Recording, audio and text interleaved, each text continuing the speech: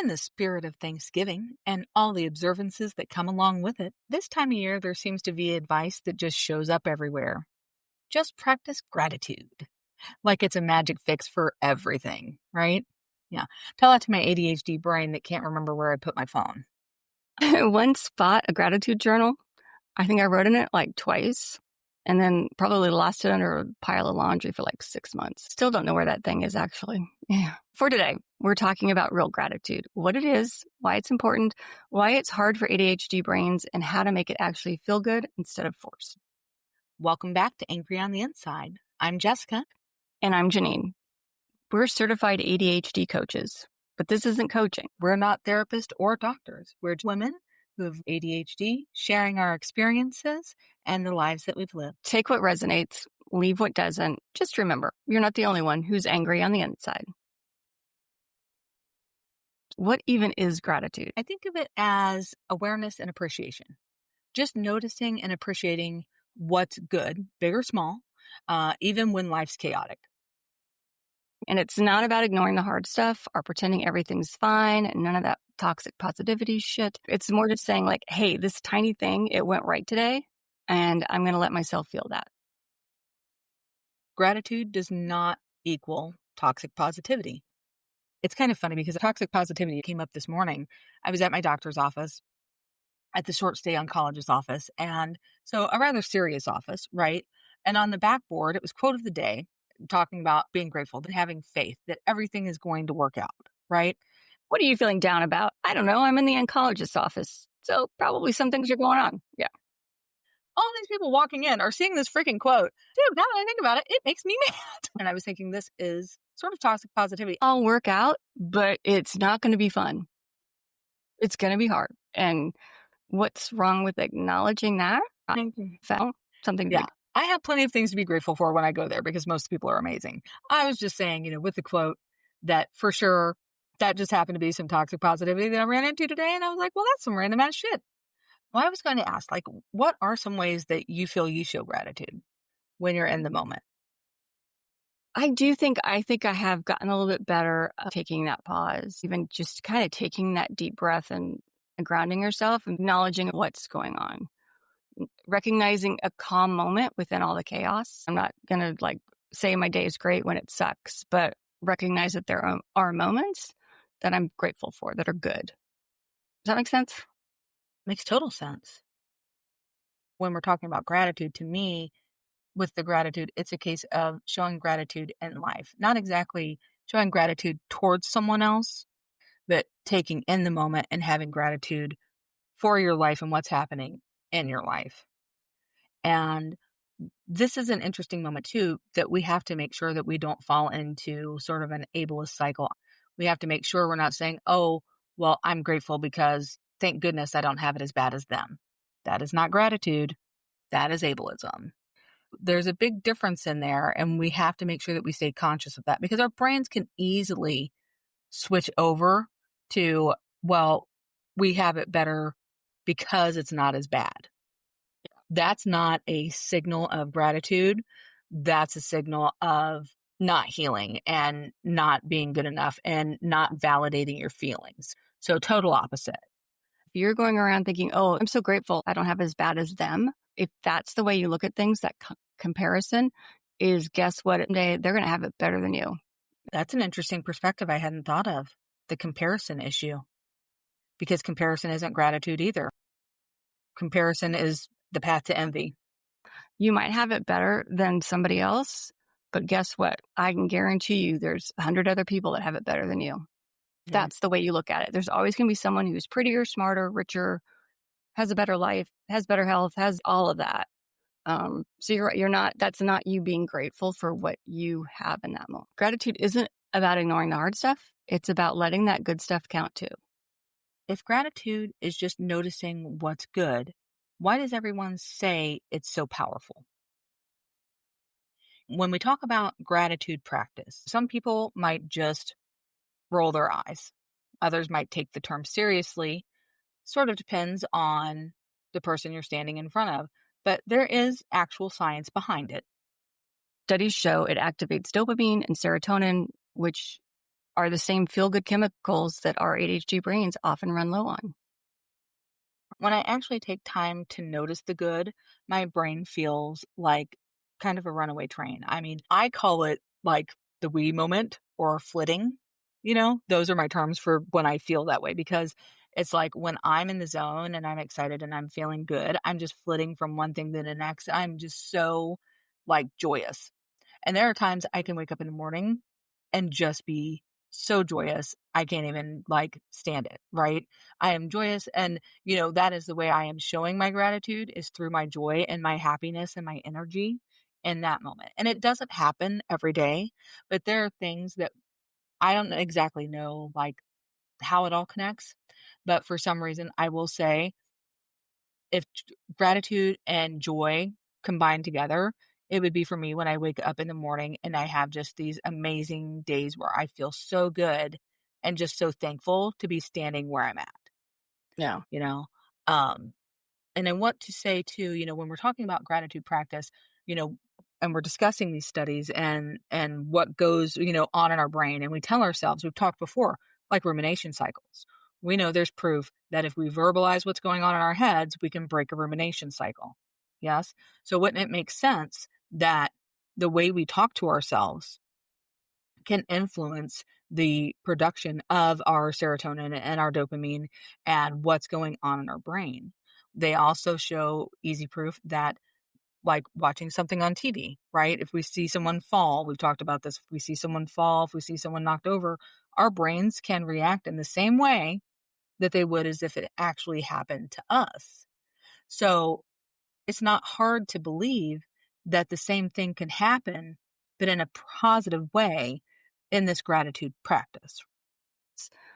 It helps with emotional regulation. It's shifting that focus from what's going wrong to what's working.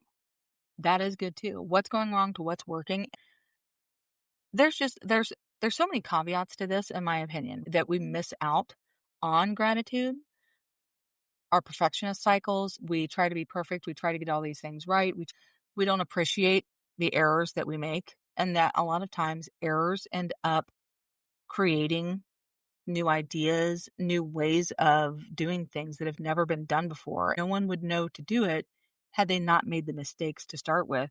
Those things are something to be grateful for. That's something to show gratitude towards. Instead, we will go into a doom spiral over things like that.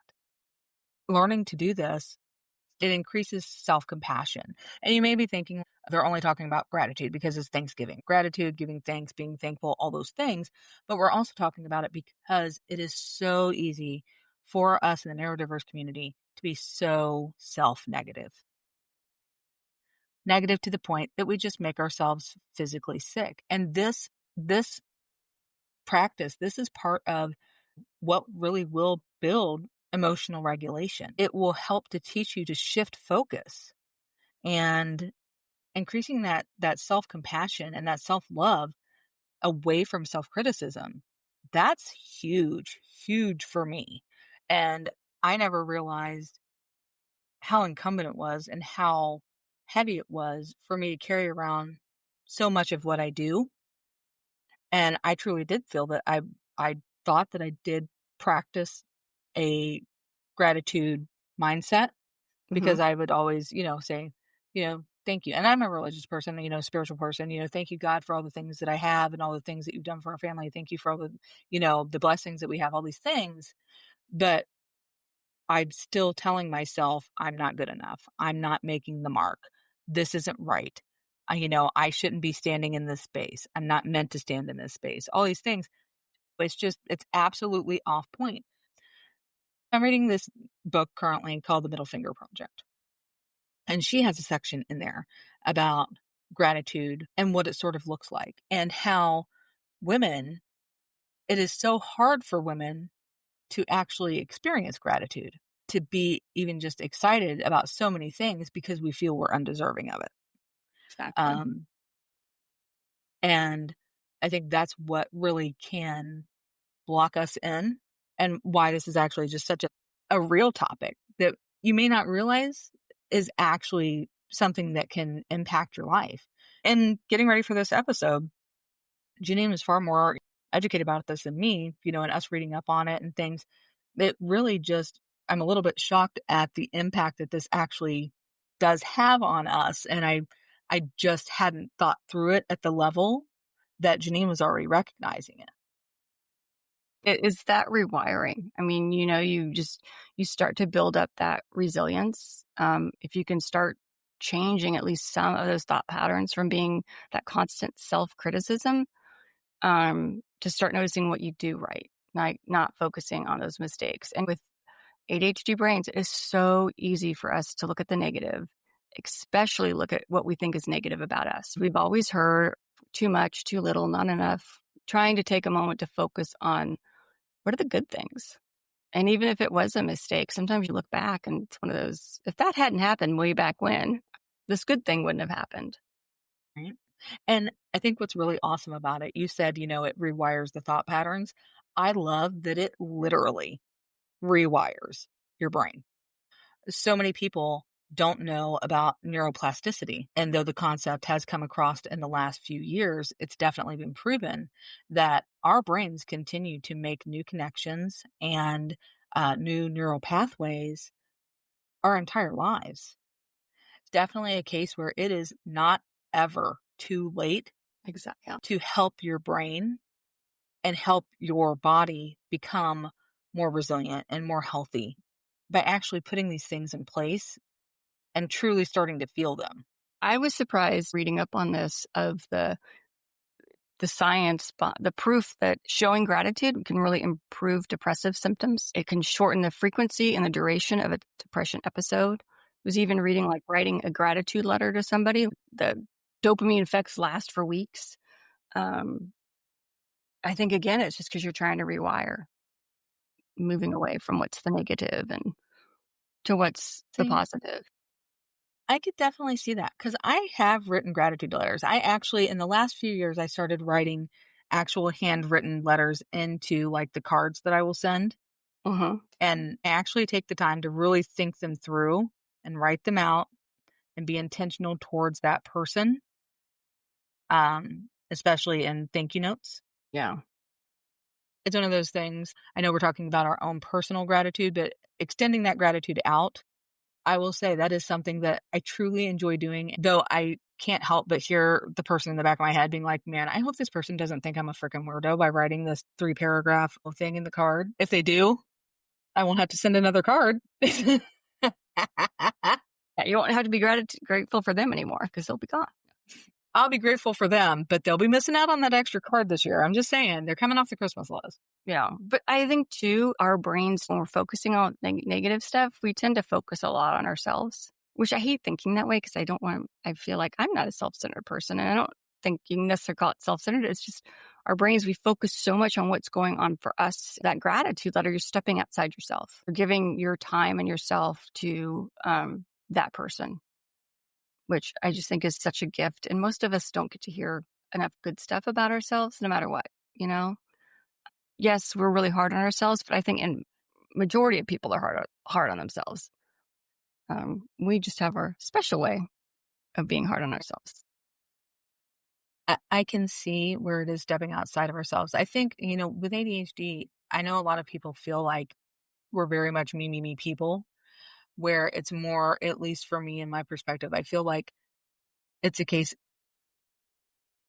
if I seem like I'm being self-centered, it's because I'm worried about how I'm going to affect the other person. Exactly. No, exactly. I Yeah. don't, yeah, Yeah. I don't want to embarrass you. I don't want to make you feel like you have to have embarrassment towards me or like Right. I shouldn't be standing next to you. And I understand that's part of the perfectionist cycle, but I do know how it shows up.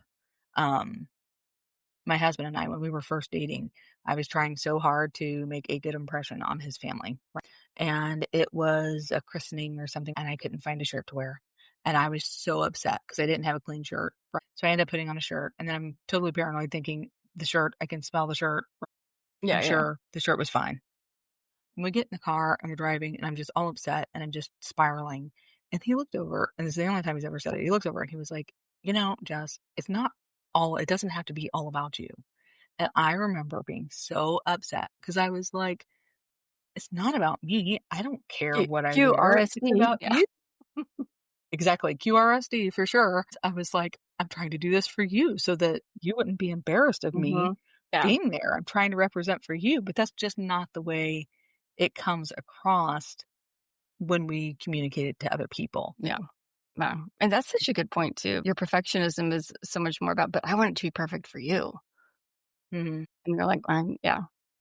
And they don't even notice things that you are working your ass off to do or are worried about, as you said, as he said, like, no one's even going to notice the shirt you're wearing, Right? like you're obsessing about it and probably, yeah, people won't really even notice it. Mhm. So, and I think, when we do gratitude letters, I think that actually gives us the opportunity, to really express to people how we feel. I think that a lot of people in the neurodiverse community do much better when writing something out because we can edit it. And don't get me wrong, we will edit it into infinity, but I think that gives us the opportunity to actually put down all the thoughts and then sort of sort through them to express to people, our gratitude, our love, our thankfulness for the way that they impact our lives. And that might be a case that they don't realize or get to see that that is what they do.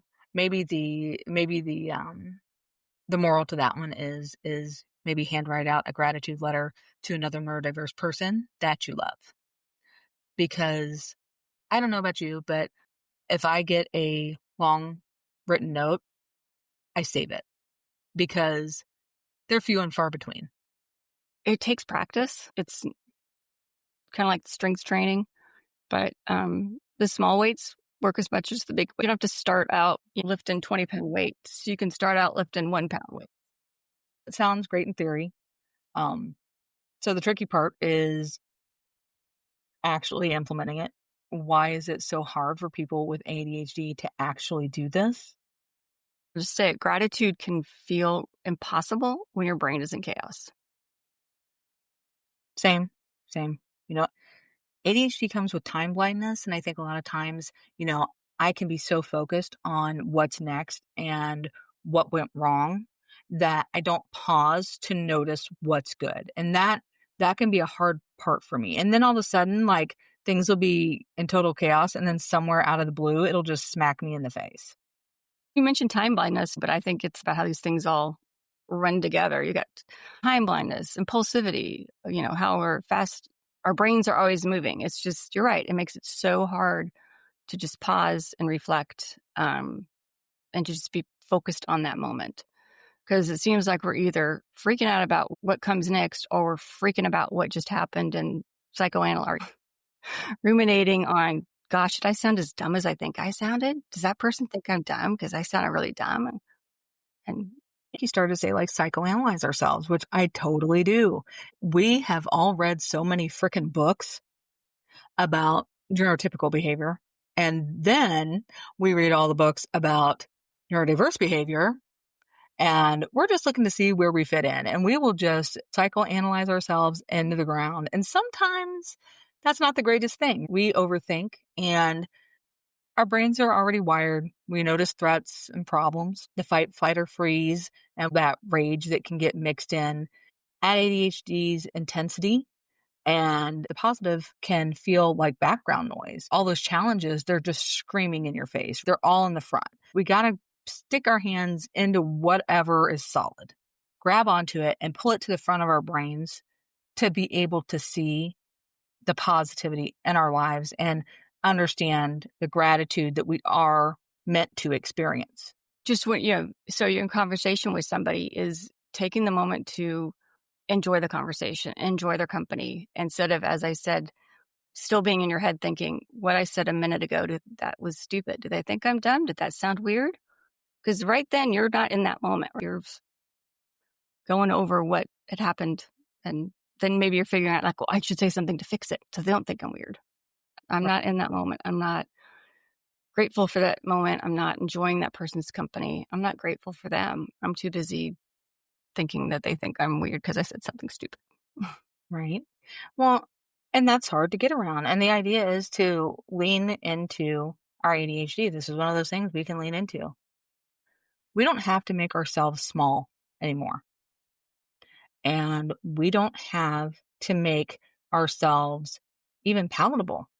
Mhm. It's okay to just be you, and I know that that is one of the hardest things.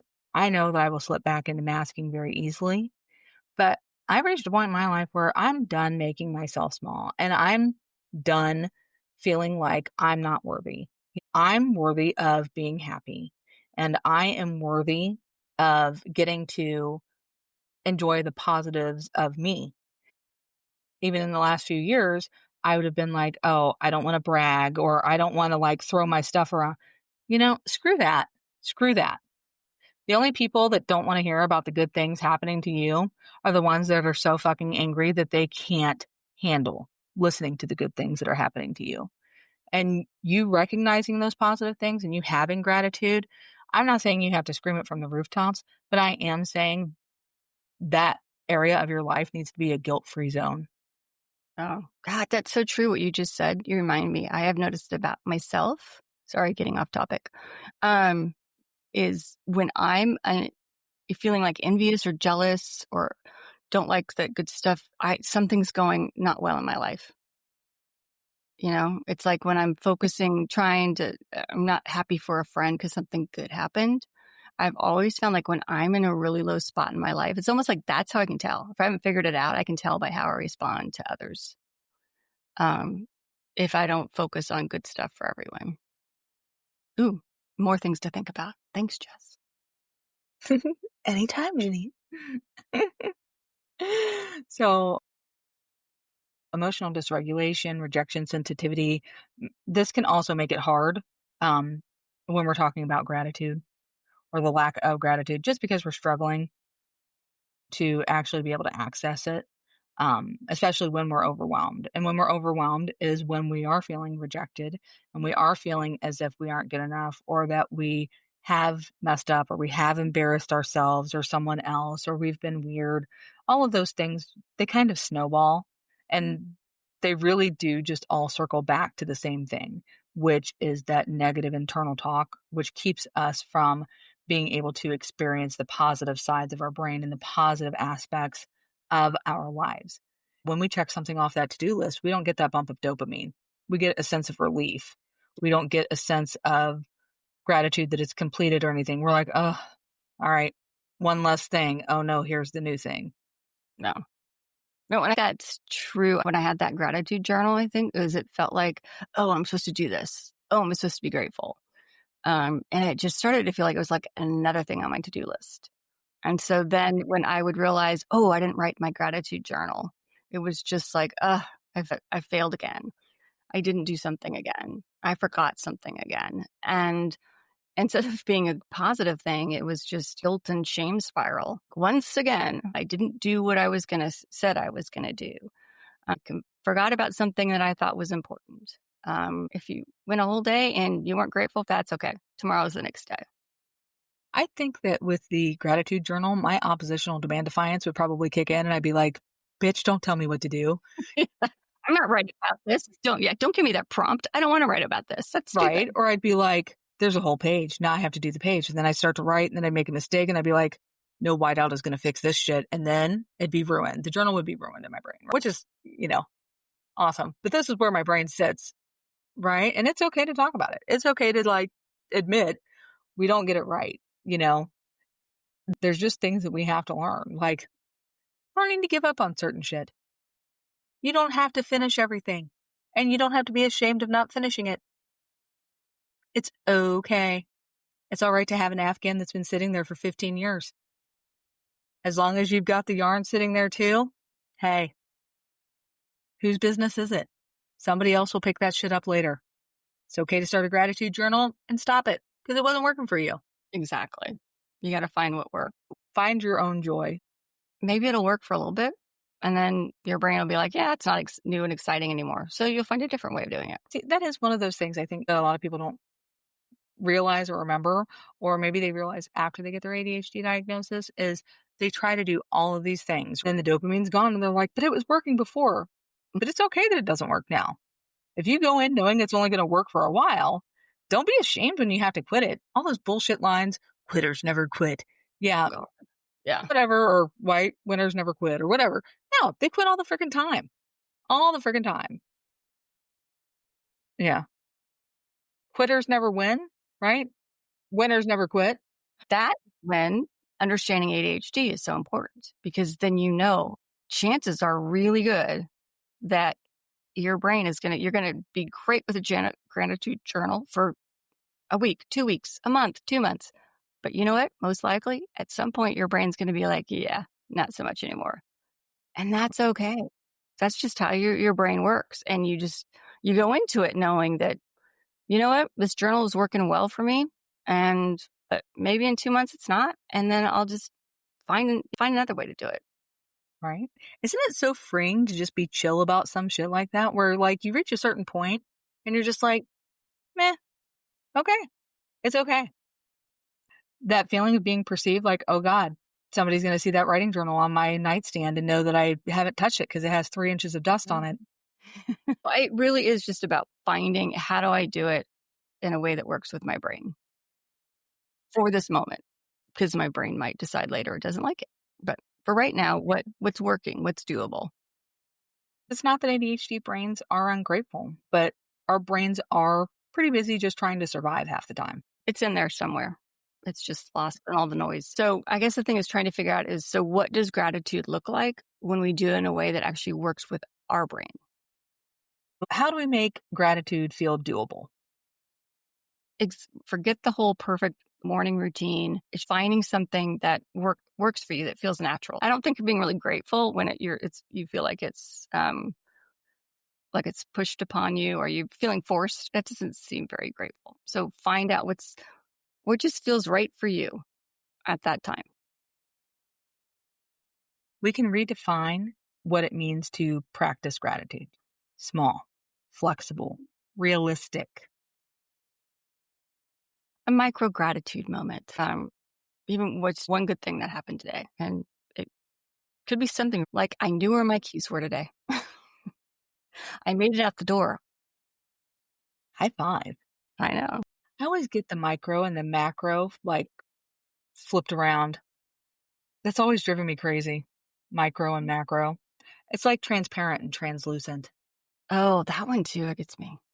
right? I think, yeah, if anybody's ever had a transparent pudding, holler at your girl. Discussing getting into this gratitude mindset, we're also sort of talking about offsetting some of this negative, repetitive, or negative repetition we get in our brains. Gratitude isn't a checklist, it's just a moment for connection. That's why we say at the beginning, take what works and leave the rest, because we truly do believe that. Our entire worlds are a spectrum disorder, nonstop. We are all extremes in different ways. We're all affected in different ways, but we all have a commonality. So it's not about forcing it. It's about catching the moments when you feel it. It's about recognizing the feeling. It's about Yeah. experiencing the feeling without guilt, welcoming the feeling, and knowing that it's a positive thing. What we're saying here isn't an absolute, but it is a positive perspective to have for most days. And sometimes those things that you're grateful for is that the day may have been horrible, but at the end of it, you were still here. And sometimes that in and of itself is enough to give grace and gratitude for the day.